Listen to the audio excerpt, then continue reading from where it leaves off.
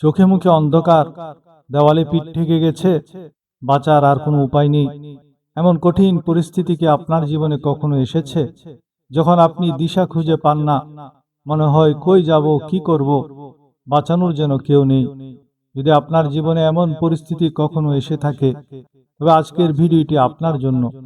কারণ আমাদের বিশ্বনবী হযরত মুহাম্মদ সাল্লাল্লাহু আলাইহি ওয়াসাল্লাম জীবনের কিছু কিছু কঠিন মুহূর্তে স্পেশাল 3টি দোয়া পড়তেন। আজ সেই 3টি দোয়া আপনাদেরকে জানিয়ে দেব, যা পড়লে চরম বিপদ থেকেও আল্লাহ আপনাকে উদ্ধার করবেন।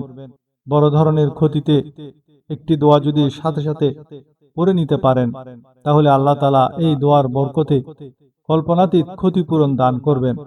যতটুকু ক্ষতি হয়েছে তার চেয়ে লক্ষ কোটি গুণ বেশি আল্লাহ ফিরিয়ে দিবেন, যা আপনি কল্পনাও করতে পারবেন না। তাই বিপদে হতাশ হওয়া যাবে না। যত বড় বিপদ হোক, আত্মহত্যা করা যাবে না। বরং আজ 3টি প্রিয় নবীজির নুরানি জবান থেকে উচ্চারিত ছোট ছোট দোয়া বলবো, যে দোয়াগুলি পড়তে আপনার 2 সেকেন্ড সময় লাগবে, কিন্তু এর প্রতিদান হবে পাহাড়ের সমান। খোদার কসম, আপনার জীবনে যত বড় বিপদ হোক, আপনার যত বড় ক্ষতি হোক, আজ সব বিপদ, সব ক্ষতি পুষিয়ে যাবে। 3টি দোয়া বিস্তারিত আলোচনা করব, কিভাবে দোয়াগুলি করবেন তাও আলোকপাত করব। তার আগে অনুরোধ, আপনি বিশ্বের কোন দেশ থেকে, কোন শহর থেকে আমাদের ভিডিওটি দেখছেন, আপনার নাম সহ কমেন্টে লিখে জানাবেন। তাহলে আমাদের সাপ্তাহিক জলসাতে আপনাদের নাম ধরে আপনার বিপদ মুক্তির জন্য, আপনার সমস্যা সমাধানের জন্য, আপনার ক্ষতিপূরণের জন্য আল্লাহর কাছে স্পেশাল দোয়া করা হবে। আল্লাহ পাক বলেছেন, লা তাকনাতু মির রাহমাতিল্লাহ, আমার রহমত থেকে তোমরা হতাশ হইও না। দেখেন হযরত আইয়ুব আলাইহিস সালামের কত বড় রোগ হয়েছিল।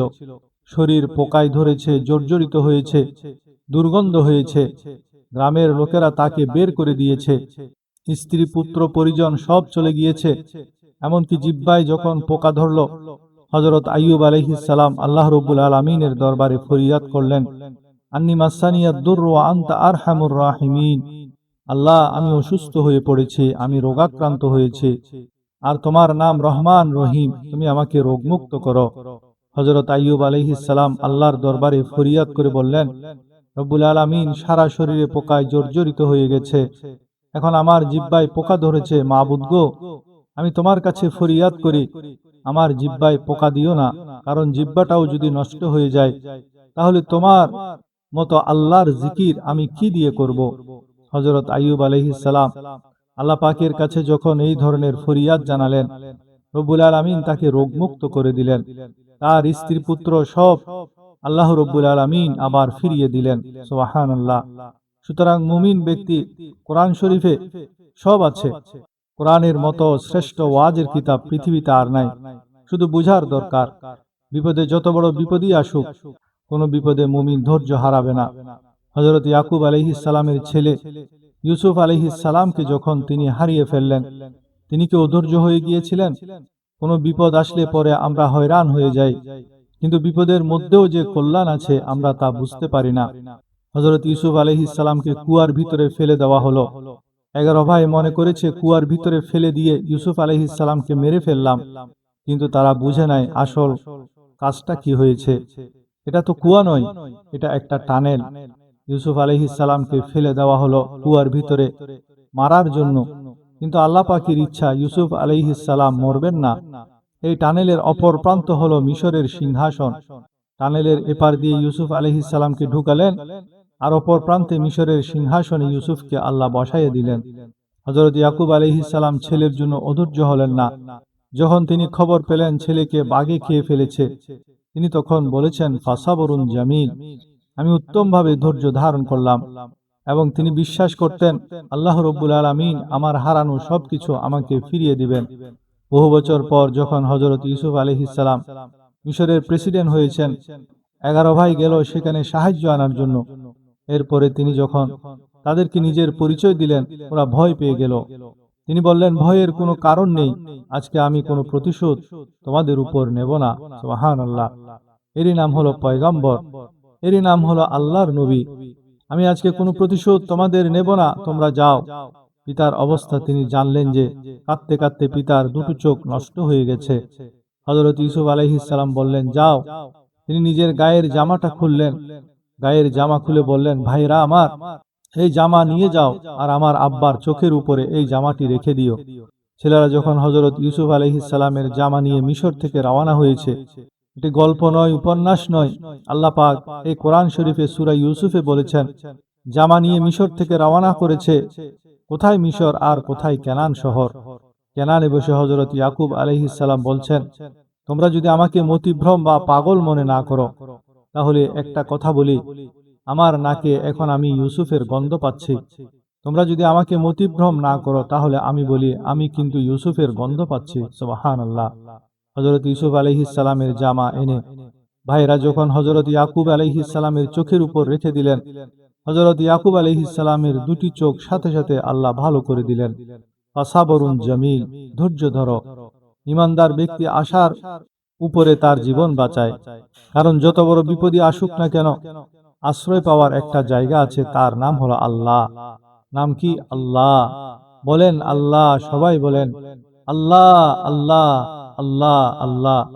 বিশ্বনবী সাল্লাল্লাহু আলাইহি ওয়াসাল্লাম বলেছেন, কঠিনতম বিপদে যখন পড়বে, দেওয়ালে যখন পিঠ থেকে যাবে, তখন পড়বে, লা ইলাহা ইল্লা আনতা সুবহানাকা ইন্নী কুনতু মিনাজ জালিমিন। হযরত ইউনূস আলাইহিস সালামকে মাছ গিলে ফেলেছিল, মাছ গিলে পানির অতল তলদেশে চলে গেছে। এত বড় বিপদ পৃথিবীর কোনো মানুষের হতে পারে না। মাছের পেটের ভেতরে জানালা নেই, দরজা নেই, বেরোবার কোনো পথ নেই, মাছ চলে গেছে পানির অতল তলদেশে।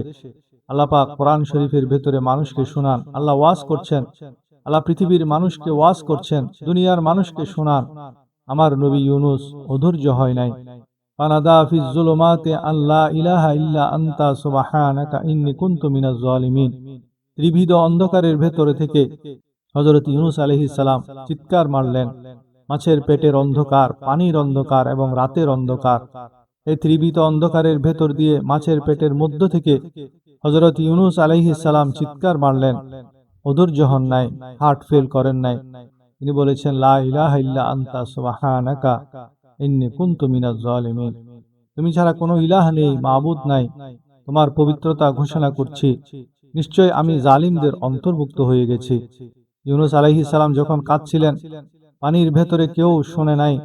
মাছের পেটের ভেতরে ইউনূস আলাইহিস সালাম কিভাবে চিৎকার করেছেন, মাছের পেটের ভেতরের আওয়াজ পানির ভেতরে কেউ শুনে নাই, জমিনের কেউ শুনে নাই, অন্তরিক্ষে কেউ শুনে নাই, সাত আকাশের ভেতরের কেউ শুনে নাই, কিন্তু আরশে আজিমের মালিক আল্লাহ রব্বুল আলামিন শুনতে পেয়েছেন। সঙ্গে সঙ্গে রব্বুল আলামিন জবাব দিলেন, ফাস্তাজাবনা লাহু ওয়া নাজ্জাইনাহু মিনাল গাম্মি ওয়া কাযালিকা নুনজিল মুমিনিন। আমি ইউনূসের ডাকের জবাব দিলাম। সুবহানাল্লাহ। আল্লাহ রব্বুল আলামিন বলেন, আমি আমার ইউনূসের ডাকের জবাব দিলাম। শুধু জবাব দেই নাই, আমি ইউনূসকে তার মাছের পেটের ভেতর থেকে বাঁচাই দিলাম। মাছের পেটের মধ্যে বেদনা শুরু হয়ে গেল, এমন বেদনা হয়েছে মাছ এখন বমি না করে পারে না। পানির উপরে মাছ ভেসে উঠল। আল্লাহ কোরআন শরীফের ভেতরে বলছেন, মাছ সাঁতরিয়ে কিনারায় চলে গেল, ইউনূস আলাইহিস সালামকে বমি করে ফেলে দিল। ইউনূস আলাইহিস সালাম বেঁচে গেলেন। আল্লাহ পাক বলেন, শুধু ইউনূসকে বাঁচাইলাম না, বরং আমি সকলের জন্য আশার বাণী শোনাই। শোনো মুমিনেরা, মুমিন বান্দা যারা, যত বড় বিপদই আসুক, আমাকে ডাকো, আমি বিপদ থেকে বাঁচিয়ে দেব, বিপদ থেকে আমি বাঁচাবো। আল্লাহ পাক বলেছেন, জেনে রেখো, দুঃখ এবং কষ্টের পরে রয়েছে সুযোগ সুবিধা, আর অসচ্ছলতার সাথেই রয়েছে উদার সচ্ছলতা। যত বড় বিপদই আসুক, এই বিপদের পরেই আল্লাহ পাক তার গোলামদের উপর রহমত নাজিল করবেন ইনশাআল্লাহ। সুতরাং ইমানদার লোকেরা, তাদেরকে আল্লাহ পাক বলছেন, কোনো ভয় নাই, কোনো চিন্তা নাই, যত বড় বিপদে পড়ো আমাকে ডাকো, আমি ডাকে সাড়া দেব। সবাই আল্লাহকে ডাকেন, লা ইলাহা ইল্লা আনতা সুবহানাকা ইন্নী কুনতু মিনাজ জালিমিন। এই দোয়াটি আল্লাহর কাছে বড্ড প্রিয় হওয়ার পেছনে তিনটি বিশেষ কারণ আছে। কারণ প্রথম, দোয়ার প্রথম অংশে আছে লা ইলাহা ইল্লা আনতা, অর্থাৎ আল্লাহ আপনি ছাড়া কোনো উপাস্য নেই। এই একাত্মবাদের ঘোষণা শুনলে আল্লাহ বড্ড খুশি হয়ে যান। 2 নম্বর হলো তাসবিহ, দ্বিতীয় অংশে আছে সুবহানাকা, ও আল্লাহ আমি আপনার পবিত্রতা ঘোষণা করছি। আল্লাহর এই প্রশংসা শুনলেও তিনি অত্যন্ত আনন্দিত হন। 3 নম্বর হলো তাকরীর বা পাপের স্বীকৃতি। শেষ অংশে আছে ইন্নী কুনতু মিনাজ জালিমিন, নিশ্চয় আমি জালিমদের অন্তর্ভুক্ত, আমি ভুল করেছি, অন্যায় করেছি। আল্লাহর কাছে বান্দা নিজের ভুল স্বীকার করে যত ছোট হয়, ওই দৃশ্যটা দেখতে আল্লাহ রাব্বুল আলামিন বড্ড পছন্দ করেন। হযরত আদম আলাইহিস সালাম ও মা হাওয়া যখন নিষিদ্ধ ফল খেয়ে ফেলেছিলেন, তখন তারাও কিন্তু ভুল স্বীকার করে আল্লাহর কাছে ক্ষমা পেয়েছিলেন। তাই আল্লাহর কাছে চোখের পানি ছেড়ে বলুন, হে আল্লাহ, এই জমিনে তোমার গোলামের তো অভাব নেই, কিন্তু তুমি ছাড়া তো আমার দ্বিতীয় কোনো রব নেই। আমি পাপী, তুমি মাফ না করলে আমাকে ক্ষমা করার আর কেউ নেই।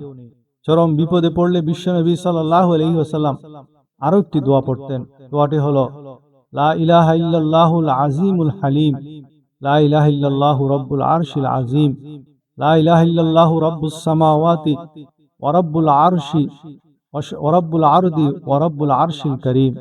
অর্থাৎ আল্লাহ ছাড়া কোনো উপাস্য নেই, তিনি সুমহান, মহা সহিষ্ণু। আল্লাহ ছাড়া কোনো উপাস্য নেই, তিনি সুবিশাল আরশের অধিপতি। আল্লাহ ছাড়া কোনো উপাস্য নেই, তিনি আকাশের মালিক, জমিনের মালিক এবং সম্মানিত আরশের অধিপতি। কোনো বান্দা যদি বিপদে পড়ে এই দোয়ার উসিলা দিয়ে আল্লাহর কাছে প্রার্থনা করে, আল্লাহ তাকে অবশ্যই বিপদ থেকে মুক্তি দেন।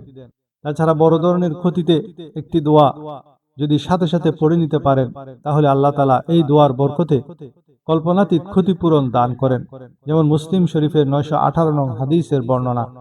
হযরত উম্মে সালমা রাদিয়াল্লাহু তাআলা আনহা বলেন, আমি রাসূলুল্লাহ সাল্লাল্লাহু আলাইহি ওয়াসাল্লামকে বলতে শুনেছি, কোনো মুসলমানের উপর কোনো বিপদ আসলে সে যদি আল্লাহর নির্দেশ অনুযায়ী এই দোয়াটি পড়ে, ইন্না লিল্লাহি ওয়া ইন্না ইলাইহি রাজিউন, আল্লাহুম্মা আজুরনি ফি মুসিবাতি ওয়া খলুফ লি খায়রাম মিনহা, অর্থাৎ নিশ্চয়ই আমরা আল্লাহর জন্য এবং আমরা তারই দিকে প্রত্যাবর্তনকারী। হে আল্লাহ, আমার এই বিপদে আমাকে প্রতিদান দিন এবং এর চেয়ে উত্তম কিছু আমাকে বিনিময় দিন। তাহলে আল্লাহ তাআলা তাকে আগের চেয়ে উত্তম বস্তু দান করেন। হযরত উম্মে সালমা রাদিয়াল্লাহু তাআলা আনহা এই বাস্তব জীবনের চমৎকার ঘটনা। উম্মে সালমা রাদিয়াল্লাহু তাআলা আনহা বলেন, যখন আমার স্বামী আবু সালামা রাদিয়াল্লাহু তাআলা আনহু ইন্তেকাল করলেন, তখন আমি মনে মনে ভাবলাম, আবু সালামার চেয়ে উত্তম আর কে হতে পারে? তিনি তো ইসলামের প্রথম যুগের অন্যতম সেরা সাহাবী ছিলেন। তবুও রাসূলুল্লাহ সাল্লাল্লাহু আলাইহি ওয়াসাল্লামের শেখানো হাদিস অনুযায়ী আমি এই দোয়াটি পড়লাম। পরবর্তীতে আল্লাহ রাব্বুল আলামিন আমার এই দোয়ার উসিলায় আবু সালামার চেয়ে উত্তম স্বামী হিসেবে স্বয়ং রাসূলুল্লাহ সাল্লাল্লাহু আলাইহি ওয়াসাল্লামকে আমার নসিবে জুটিয়ে দিলেন। অর্থাৎ আল্লাহ রাসূলের সাথে তার বিয়ে হলো। আমার প্রিয় ভাইয়েরা, উম্মে সালামা রাদিয়াল্লাহু তাআলা আনহা এর এই ঘটনা আমাদের চোখ খুলে দেয়। আমরা সামান্য ক্ষতিতেই ভেঙে পড়ে হতাশ হয়ে যাই, অথচ আল্লাহ রাব্বুল আলামিন আমাদের জন্য কত চমৎকার পথ খোলা রেখেছেন। তাই জীবনে যত বড় ব্যবসায়ী লস হোক, চাকরিতে সমস্যা হোক, কিংবা কোনো বড় বিপদ বা রোগ বালাই আপনাকে ঘিরে ধরুক, কখনো নিরাশ হবেন না। মনে রাখবেন, ঈমানদার বান্দার জন্য হতাশ হওয়া সম্পূর্ণ নিষেধ। আজ যে তিনটি দোয়ার কথা আপনাদের জানালাম, প্রথমটি মাছের পেটে থাকা অবস্থায় হযরত ইউনূস আলাইহিস সালামের সেই ইসমে আজম, লা ইলাহা ইল্লা আনতা সুবহানাকা ইন্নী কুনতু মিনাজ জালিমিন। দ্বিতীয়টি আল্লাহ রাসূলের চরম বিপদের সময়ের আশ্রয়, লা ইলাহা ইল্লাল্লাহুল আজিমুল হালিম থেকে শেষ পর্যন্ত দোয়াটি। এবং তৃতীয়টি উম্মে সালমা এর সেই কল্পনাতীত ক্ষতিপূরণ পাওয়ার আমল, আল্লাহুম্মা আজুরনি ফি মুসিবাতি ওয়া খলুফ লি খায়রাম মিনহা। আজ থেকে এই দোয়াগুলো নিজের জীবনের অংশ বানিয়ে নিন। বিপদের প্রথম ধাক্কা দিয়ে আল্লাহর উপর ভরসা রাখুন। দেওয়ালে পিঠ থেকে গেলেও তিনি আপনাকে বের হওয়ার রাস্তা তৈরি করে দিবেন ইনশাআল্লাহ। ভিডিওটি শেষ করার আগে আবারও মনে করিয়ে দিচ্ছি, আপনারা যারা এখনো কমেন্ট করেননি, জলদি নিজের নাম এবং দেশের কোন প্রান্ত থেকে ভিডিওটি দেখছেন তা কমেন্টে লিখে জানান।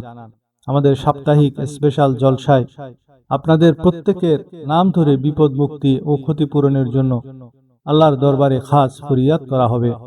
আল্লাহ পাক আমাদের সবাইকে সব ধরনের কঠিন মুসিবত থেকে হেফাজত করুন এবং আম্বিয়া আলাইহিস সালামের মতো ধৈর্য ধারণ করার তৌফিক দান করুন, আমিন। ভিডিওটি ভালো লাগলে একটি লাইক দিয়ে এবং ফেসবুক ও হোয়াটসঅ্যাপে শেয়ার করে অন্য মুসলিম ভাই বোনদের জানার সুযোগ করে দিন। আজ এ পর্যন্তই, দেখা হবে পরবর্তী ভিডিওতে। আসসালামু আলাইকুম ওয়া রাহমাতুল্লাহি ওয়া বারাকাতুহু।